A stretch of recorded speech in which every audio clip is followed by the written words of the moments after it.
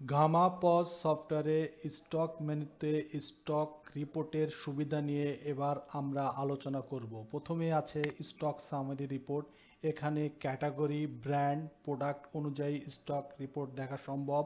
Stock রিপোর্টের purchase return, sales return, damage, quantity এবং amount সহ সব কিছু এক নজরেই আমরা দেখতে পাচ্ছি।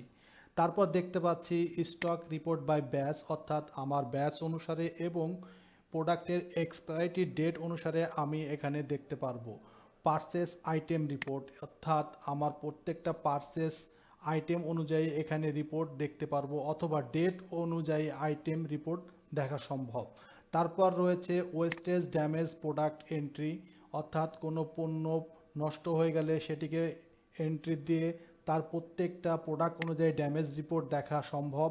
তারপরে রয়েছে সেট ইনিশিয়াল স্টক, অর্থাৎ একটি ব্যবসা শুরু করতে গেলে তার আগের পূর্বের যে মালামাল থাকে সেগুলো এখানে এন্ট্রি দিয়ে খুব সহজে পার্ট বাই পার্ট দেখা সুবিধা রয়েছে। তারপরে রয়েছে সেট ইনিশিয়াল স্টক এক্সপায়ারিটি আইটেম, অর্থাৎ আপনি যে প্রোডাক্ট আপনার আগে থেকে ব্যবসা পরিচালনার পূর্বে ছিল সেই প্রোডাক্টগুলো এক্সপায়ারিটি ডেট সহ এখানে এন্ট্রি দেওয়ার সুবিধা রয়েছে। সুতরাং আমাদের এই গামাপজ সফটওয়্যারটি অত্যন্ত আধুনিক এবং অত্যন্ত আকর্ষণীয়, আশা করি তা আপনারা বুঝতে পেরেছেন।